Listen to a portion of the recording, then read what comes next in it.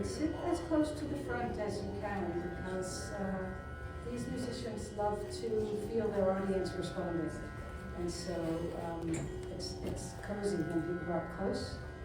We're going to give a couple more minutes for people to get here. Sometimes it's a little hard to find this spot. So just hold on.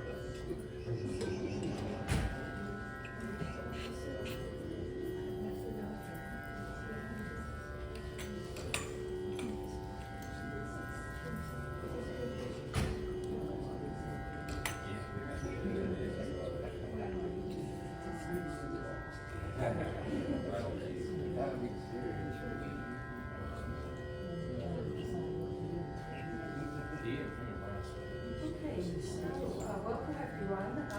We've just taken a few extra moments to let people get settled. I think some of you have found that we have tea and some snacks in the back. Feel free to indulge. And as I say, come close if you can. Sit in the front row or second row. Our musicians really enjoy watching the audience's response. My name is Sarah McClintock. I'm a professor in the Department of Religion here at Emory, and it is my absolute honor and delight to welcome all of you here today for a very special program with 4 visiting musicians and 1 Emory professor who are going to be giving us an educational program today on the topic of the raga in Indian classical music. So these musicians, apart from our professor Shiv Subramaniam, the other 4 musicians I'll introduce in one moment, have come all the way from Varanasi, India, a very holy city in North India, to do a week-long residency here at Emory.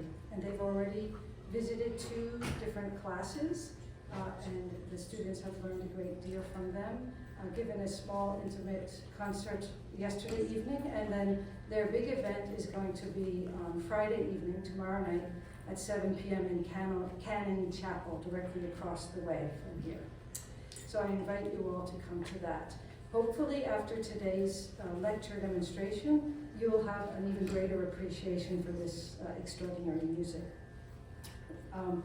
You may have seen already on the flyer for this event, the About Raga.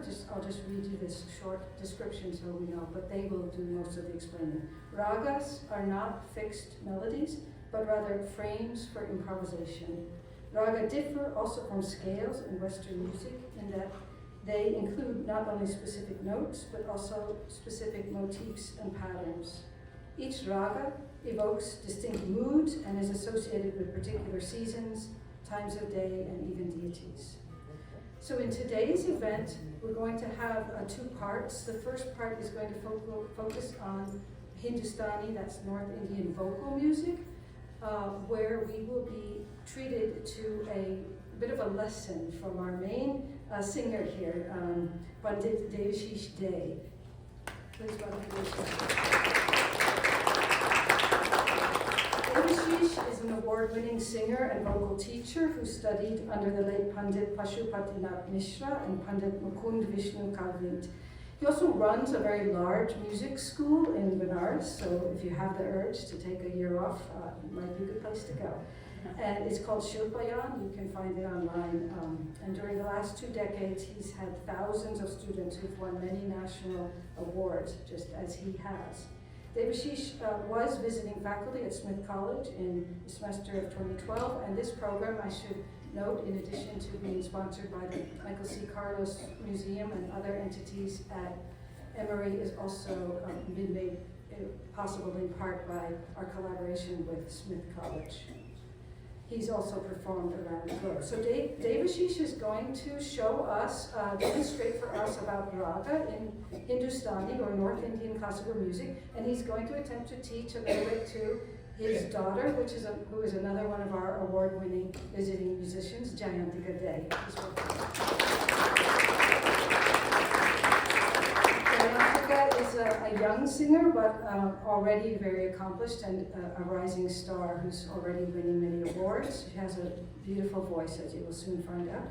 And also participating in this will be Professor Shiv Subramaniam on the end there. Shiv. You already know Shiv because he's our professor here and colleague, but in addition to teaching on Sanskrit literature and ethics, Shiv is a singer of Carnatic music, which is the Indian classical tradition from South India. So it'll be a real treat for him to learn from his North Indian counterpart. So that will be the first part of the program, focusing on raga, and in the second half, we will have we will be treated to a demonstration of raga by our wonderful sitar player, Pandit Rabindra Goswami. Some of you may already know him because this is actually his 4th visit to Emory over the past 20 years. He's been a long-term friend and collaborator to many of us on the Emory campus. He's a sitar and subahar, or bass sitar player, who has been a professional musician for more than 50 years and is recognized as a senior artist in his musically rich city of Benares. Unlike many Indian classical musicians who have become well known in the West, Goswami plays pure traditional raga music. He's a disciple of the late Srimati Amiya Devi and also studied the ancient Drupad style with Pandit Ramakant Mishra. Later in life, he studied the advanced intricacies of raga with the great Dr. Balachandra Patekar of Bombay and Varanasi. Goswami has won a number of national awards in India. He is an A-level artist of All India Radio and Television. He has also performed around the world and was recently a fellow at Yale University's Institute of Sacred Music. Last, but certainly not least, we have Sonali Dey on Ampura. With that, I will turn it over to the musicians. I'm very pleased to see all of you here, and I'm really excited to hear the music today. Thank you, everyone. Thank you.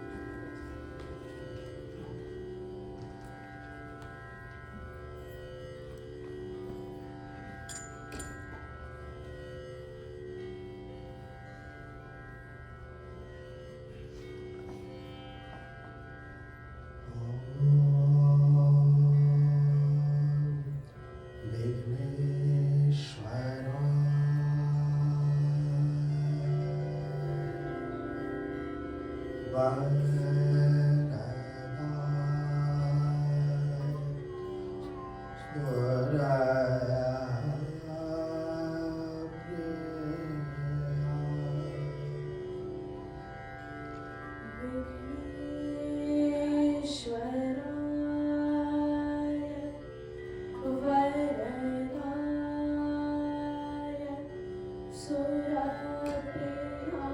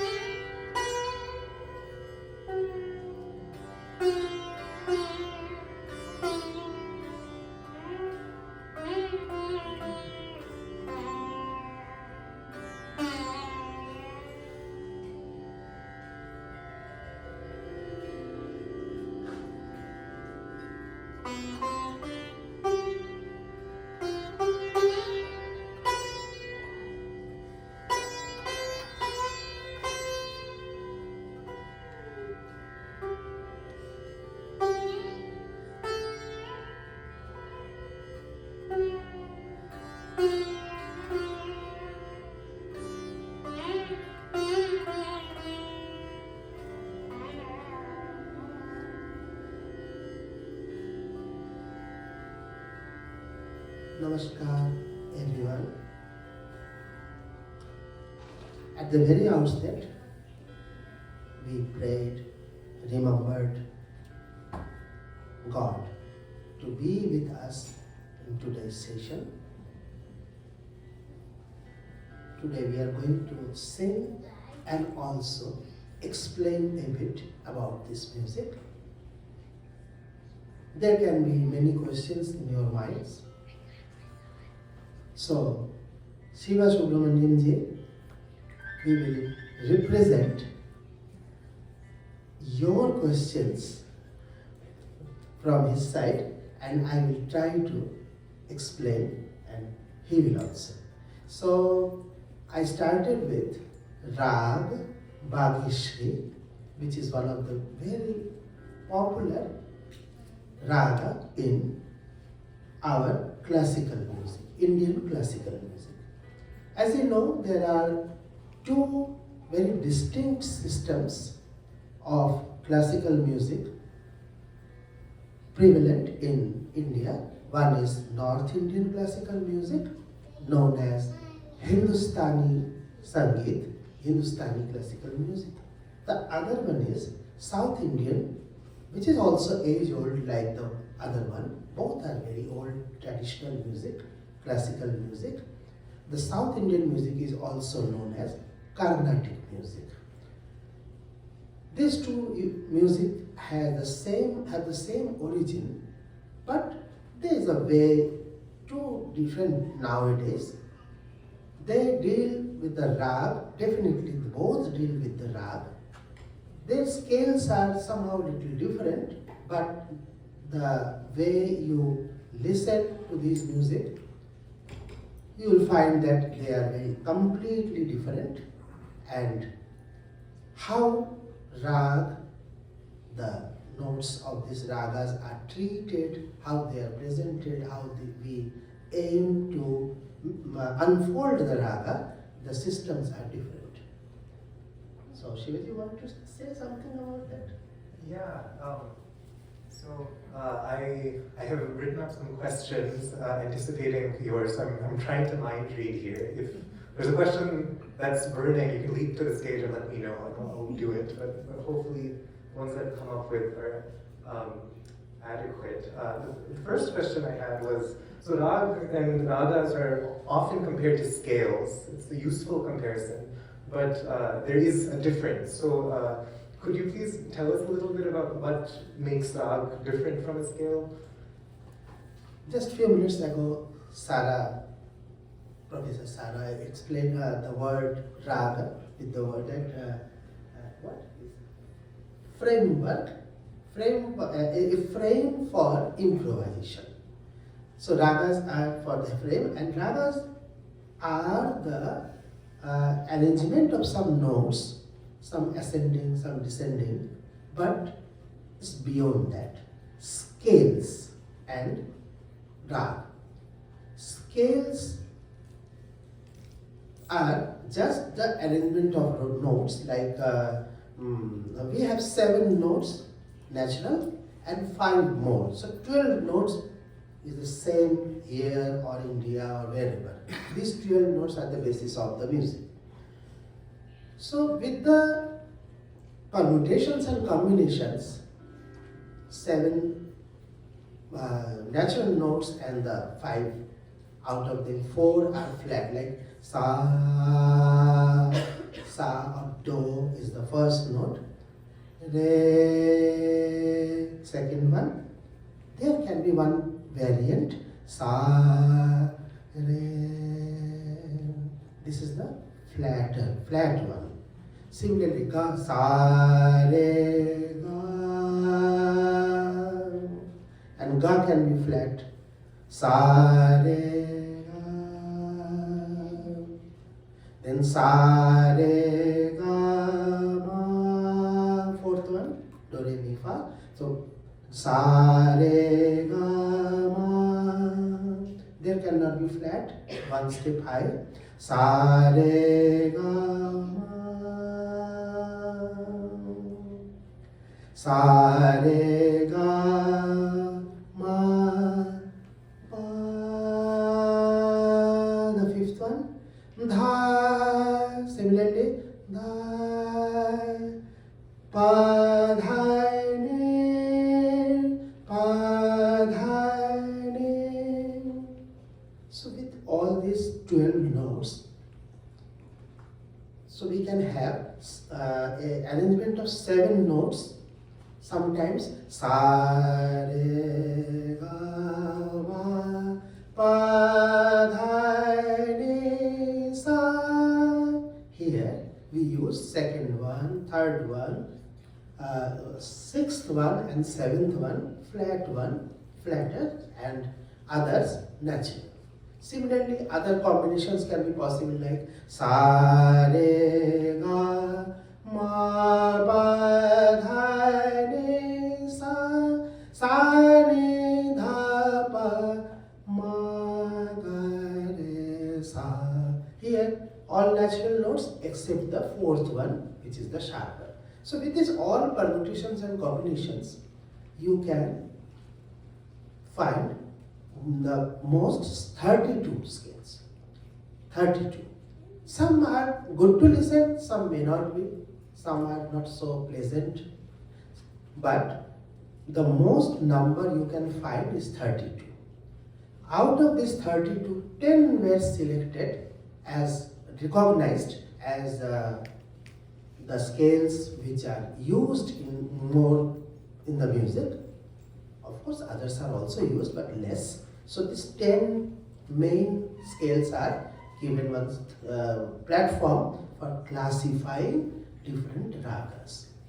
But now we have to remember that ragas are, you have to be 7 notes for one scale, but ragas can be pentatonic, ragas can be hexatonic, and 7 of course. Sometimes raga has the same notes, 2 variants, like sa ga ma ga sa. Here we use sa ga natural and sa ga sa. So ga, both variants are used here. In some one you can omit one in the ascending order, come with the mode, like pentatonic in ascending, coming back hexatonic or heptatonic. So sa re ga pa dha sa re ga pa ma ga re sa is another raga. Sa re ga pa dha pa ga re sa, another raga. So is it clear? Am I clear, or you want to explain more? Yeah, no, that was great. I think just a minute. First, actually, what happened? All the ragas have been classified under different thats. There were many classifications also before, but finally, at present, we have this that system. As Devashish ji just explained, for that we need ascending and descending both with 7 notes. So the categorization was like according to the notes of that scale. Like major note scale is Bilawal, like what he just sung, sa re ga ma pa dha ni sa, all the major notes. So this is a Bilawal or basic scale of Hindustani classical music, and I think also for Carnatic music. Or Maya Mala Gowda, the Bhairav scale also, it comes in the. So yeah, so it is the scale and the raga. Thats are the classification of raga. So there are many ragas. So they try to classify some ragas in certain parent scales. Like Kapi, if we take Kapi or Kharara Priya in your Carnatic music, which has 3rd and 7th as half notes. So we have this Kapi scale also. And so with the Kapi scale, that means that when we refer to the scale of Kapi, it means that the raga has 3rd or 7th half notes, using half notes. So that is how the classification of the ragas were done. Basically, it is the classification of raga. So broadly, scales are just for the classification. So there are 10 scales. At most it can be 32, but 10s are recognized, and all the ragas, they are more than maybe hundreds, maybe 500, 700 ragas. Sometimes scholars, some arguably it's more even, but 300 ragas, 400 ragas are still prevalent. But when you want to study so many things together, so you need to classify them. and this is the basis of the classify according to the notes used in that particular raga. So rag can be pentatonic, rag can be, some ragas have high notes more, less in lower scale, like this. So let's explain the raga which I started in the beginning. It was Rag Bageshwari. One of the raga is your favorite. Yes. Can you tell me why it is favorite for you? I am also questioning that. I love listening to it. It puts me in a trance immediately and it keeps me there. So I've always loved listening to it. So Bageshwari is like, just you consider this ascending order. Sa, sa, this is my drone, or sa, sa, sa, ga, ma, dha, ni, sa. Again, sa, ga, ma, dha, ni, sa. Descending is not that straight. Sa, ni, dha, ma, pa, da, ga, ma, ga, re, sa. So you find that ascending order is simple, but the descending is not that. Sa, ga, ma, dha, ni, sa, simple. Coming back, sa, ni, dha, ma, pa, dha, ga,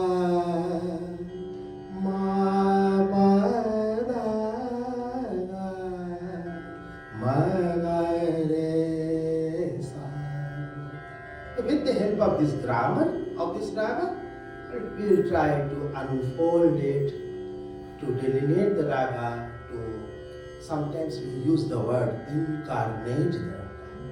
We say as raga as a deity, and we pray, please come and color all of us who is listening and who is music producing and who is listening, everybody in the same color in the ad item, so that they can feel, they can be in the same atmosphere. So let's sing,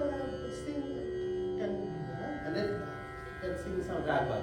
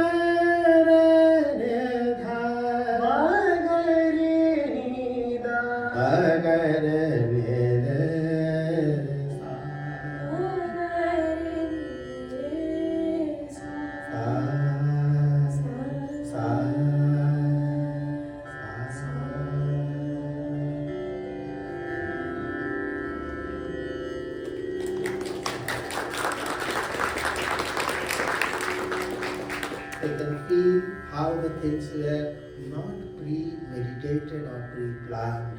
They were just coming spontaneously. But they are not wild. They are not wild. You cannot do anything there. There is system. Sagamata. You cannot say sagama, some other ma, other way. No. You have to be in the system of this raga. So, with the help of this grammar or the system, you need to improvise and make the raga unfold or incarnate in the minds of audience, the listeners, and the music who is producing. So, we are all together in the same color of raga Bagishi. I think you have felt that. If you have any question from there, or you want to ask on behalf of them something more? Sure. I mean, one question I had was when you listen in Hindustani music to a rag being unfolded, there are different stages of the unfolding in vocal music and in sitar music as well. So, could you speak a little bit about what those stages are and how you approach unfolding a rag? In North Indian music or Hindustani music, there are three broad subcategories. As I before told you that there are two systems. One is the North Indian music, the other one is South Indian. Now, in the North Indian system, there are three more categories. One is singing Dhrupad Dhamar. Dhrupad Dhamar is kind of different kind of singing. They use the, I'm not using the drum here, but the tabla drum, which is the double drum, which is used in Khayal. But in Dhrupad singing, they use Pakhavaj, a single side, Bigger drum. it's a bigger one, and this is used, and the system of singing is a different than the other one.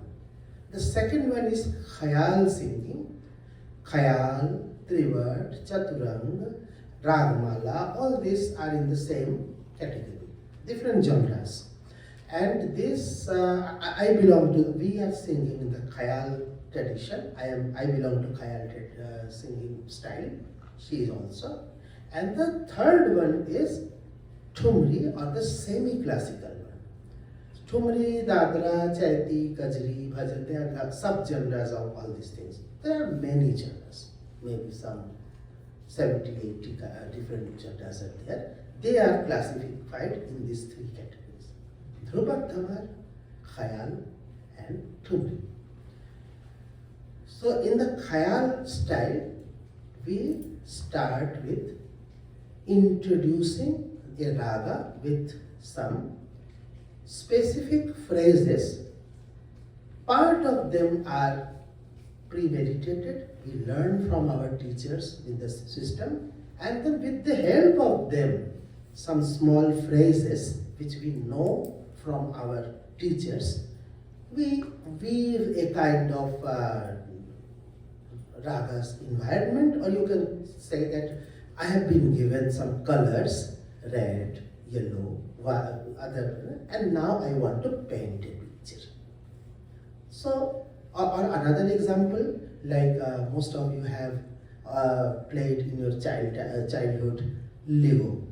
So in a Lego there are small pieces which are given by your mom, and then you try to make one temple, one vehicle, or one house or whatever. But the pieces are same. You are using the same pieces. It's a kind of Lego we are playing with the raga. We have some phrases from my teacher system, and then we weave into one according to my. This is the improvisation. It's not that wild that you cannot do anything at any time. No, system. But there is nothing written. If you find in our copies, so there is written like this much only, and with this much, we can sing for 45 minutes, 1 hour, one raga. Similarly, another raga you will find in my copy in this much, and I am singing for another 1 hour. This is not written music. It's improvised all the time. Systematic improvisation. As she already told, that there is a frame of our improvisation. Raga offers you frame, and you make one picture into it. So Khayal singing have the different steps. Firstly, a short introduction which is called Purvalap. Here I try to introduce my raga to the audience. I am going to sing Rag Bhagishri. There is another big difference with in listening this music to the other kind of music. Other kind of music, you have one piece of song. So you go there and say that I come away with me kind of name of this song. And you went there and come, what do you listen? What do you listen there? So I listen, come away with me. This is the song. Here, there may be in one raga number of compositions. And when you ask, what did you listen? I am not telling that I listened the composition. I will tell, I listened Rag Bhagishri, Rag Bihag, Rag Bhopali. So, the target is the rag and not the compositions. There are compositions which are already set in some tal and some cycles and something. But when you go to listen and come back, say, I listened Rag Bhagishri. The raga is the target of this music. Okay.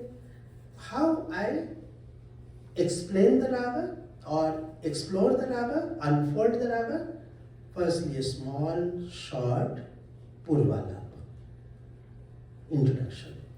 Then composition starts in sometimes 2 phases, sometimes 3 phases. One is the slowest one is the fast. So in between there can be one medium tempo also. Slow tempo, fast tempo, in between one medium tempo. This is the how I arrange. With these compositions, one composition is slowest, the second is medium, and the third fast. We create the environment of raga for 1 hour, 45 minutes, whatever your time is given. So, start with the slow. Should I sing something to explain? Vilambita, the slow one first. This slow is really slow. You will not find this kind of slow tempo anywhere. I can tell you.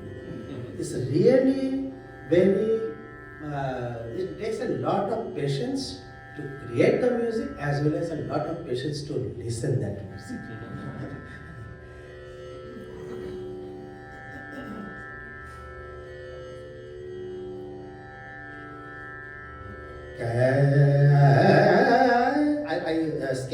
first part. Now I come to the completion, the soloist one.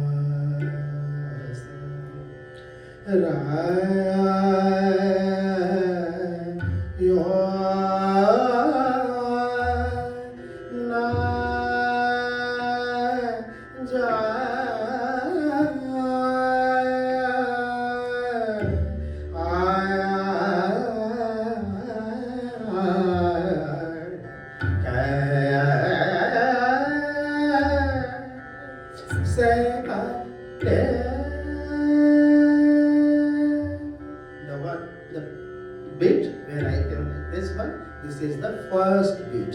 The another was almost away two first beat of the cycle are away at least 70-75 seconds. So it's more than 1 minute. It's in 10 BPM now.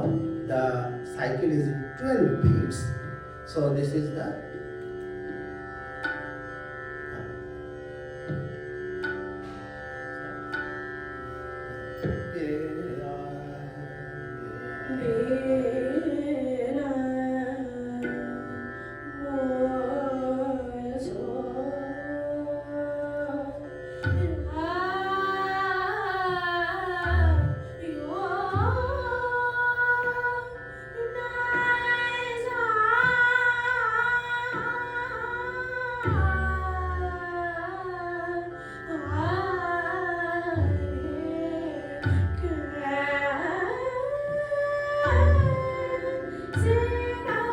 one.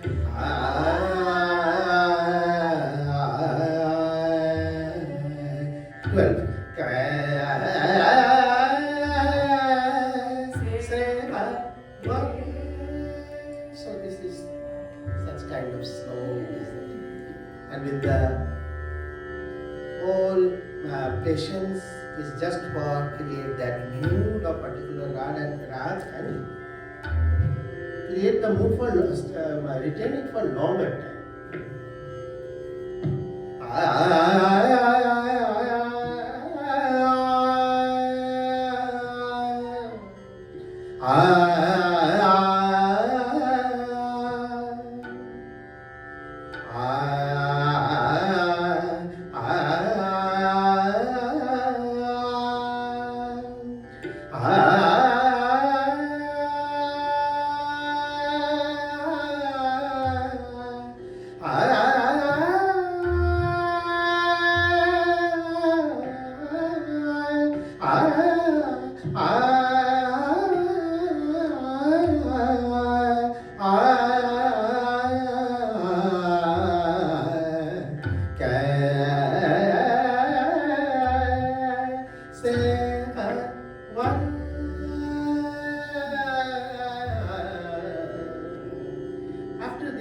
alap which is also gradual progression from notes after notes. Firstly, I will make some introduction and not introduction, it's a kind of playing with only. I will set my limit. Dha, ni, sa. This much is my domain. Dha, ni, dha, sa, ni, sa, da, ni, dha, dha, da. So you see these three notes, how I try to build up.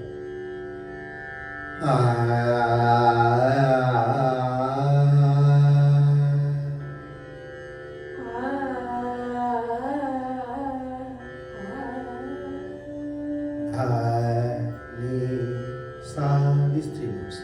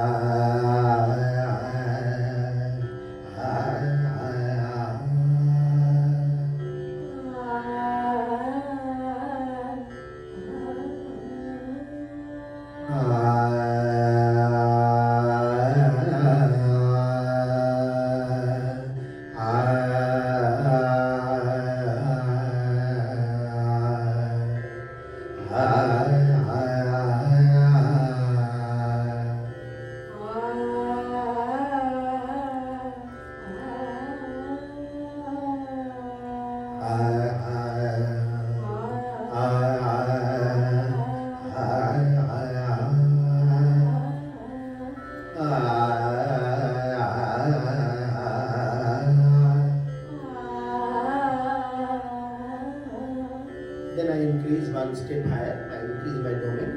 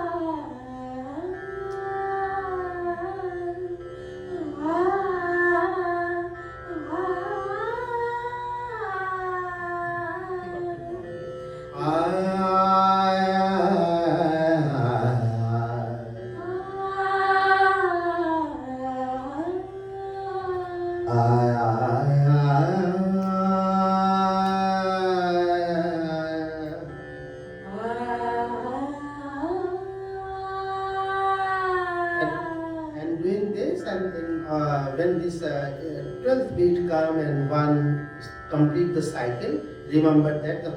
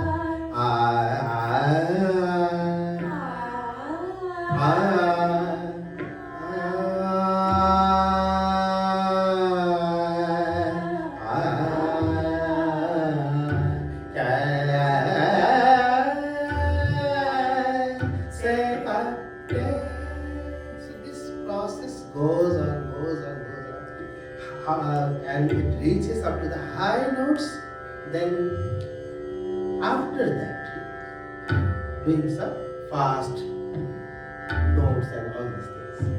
Like sa ga ma da ni da ma ga ma ni da ma ga ma ni da ma ga ma da ni sa ma ga ma da ni sa da ni da ma ga ma da ni da ni da ma ga ma da ma ga ma ga ni sa ma ga ma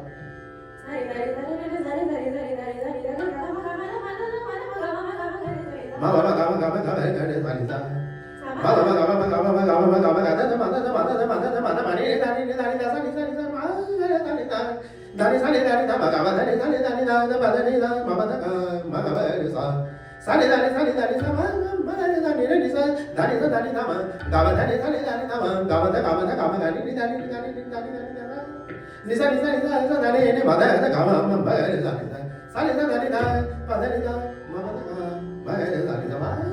ma ga ni sa ni da ma ga ni da ma ga ni sa ni da ma ga ni da ma ga ni sa ga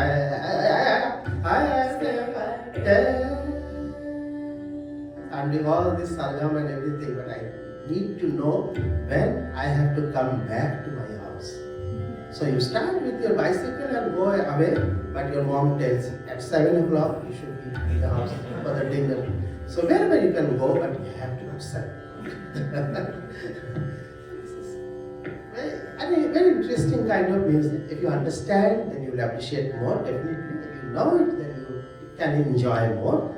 Even you don't know anything, still you can enjoy. It's not necessary to know, but if you know, then you can enjoy it. That's beautiful.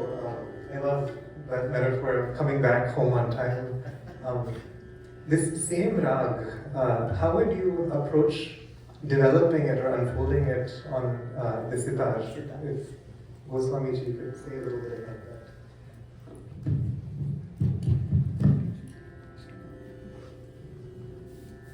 Yes, so the development, like Khayal style, that he just, Devashish elaborated about the Khayal style of music. In instrumental music, when we play the alap, the beginning part of our beginning of the raga, then we follow the Drupad style more. Drupad style of alap we do, which is a very precise and takes time to complete the many stages of alap. That is not done in Khayal style. In Khayal style, they do short alap of the raga just to show the raga with few notes, and then they start with this very slow composition, just he has demonstrated, and that composition is very slow and also the development is very slow. We can say that in instrumental music, is also the beginning is very slow, and also we proceed in the same way. And there are some phrases that also Devashish ji mentioned. I can show also the phrases and explain also a little bit about that. Thank you.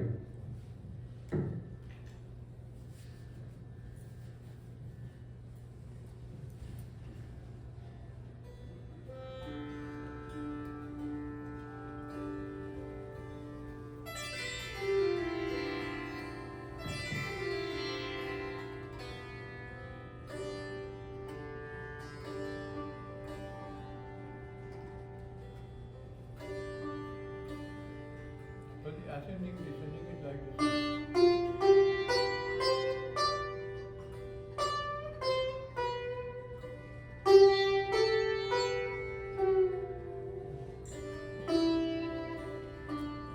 So this use of this pa in the descending, da, da, da, da, then we come to sa, da, ma, then go the ascending way to use pa up to dha, and then come to ga with a mir of ma together. It's ma, ga, re, sa. Another use of pa is like ni, da, pa, da, ni.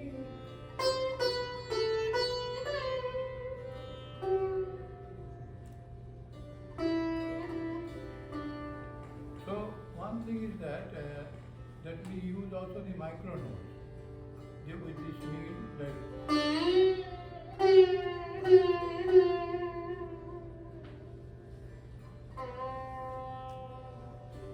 Like he also beginning with Dhani Sa, 3 notes. We also normally begin with those notes. So I just showing the procedure of the alap in the instrumental music.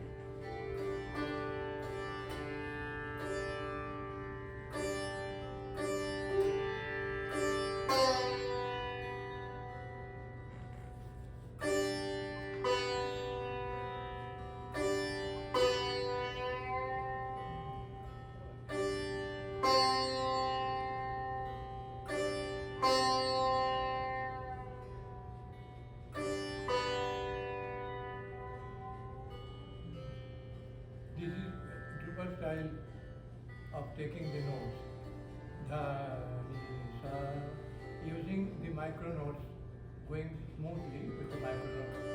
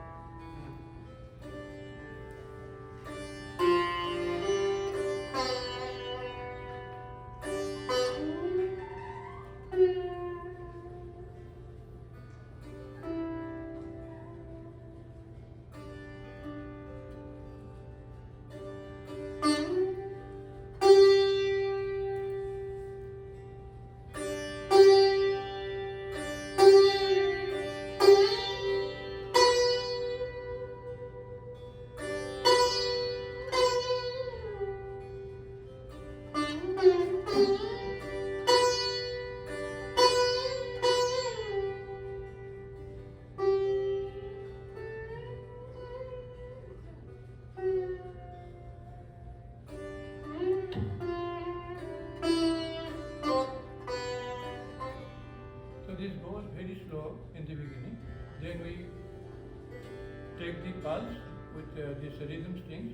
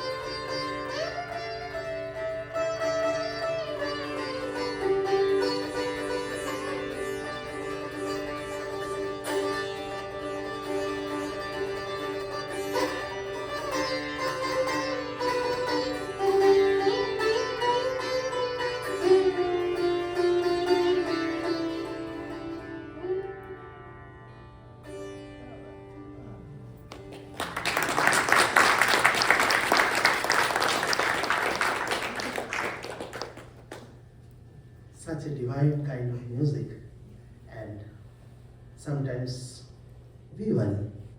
I think everywhere classical musicians worry when we find that less number of younger generations are taking interest in that. So I am at my level, Mr. Oh, that's good. When I talk about young generation, they are coming. It's very nice. And what we are doing there, I am doing there. I have one academy there, and I am trying to teach that music.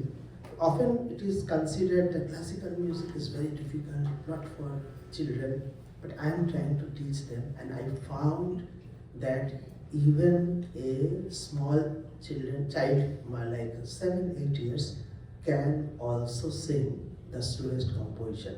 I have plenty of examples. I have taught a full batch of students. When she started singing this kind of slow composition, which can be considered difficult, but not for the children. Children learn faster. Suppose if you want to teach me artificial intelligence, it will be difficult. But for children, it's nothing. They can learn faster. So I used that attitude of the young generation, and she sang while she was 4 or 5 years age. She started singing that slower one. She recognized the beats, and she can listen and come back to 7 p.m. Mom told like this. So this discipline kind of music, one has to promote it among the newer generation. I am doing. There may be many musicians who are trying to do this, I think. Thanks so much. That was really illuminating. And I'll just remind everyone that these performers are going to be giving a full-fledged Hindustani concert in Cannon Chapel on Friday. And what's the time of it? 7 p.m. 7 p.m. So please join us for that as well. And join me now in thanking these musicians for...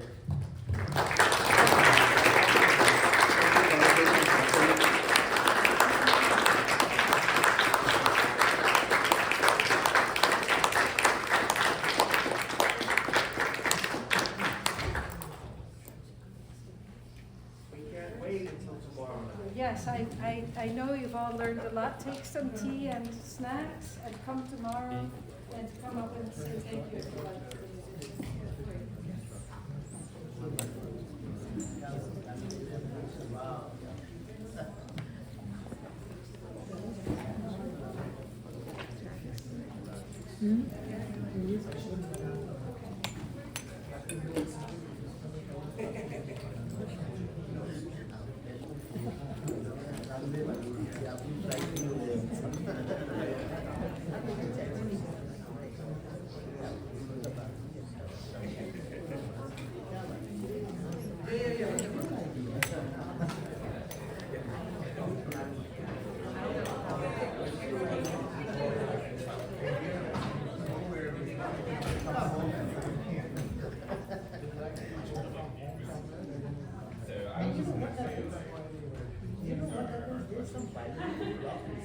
Suppose you are doing somewhere and doing some video games and all of a sudden 6:45 my watch stand. Because biological clock. So if you get that biological clock inside there, when some before the forget what I am doing, all those stuff. Inside biological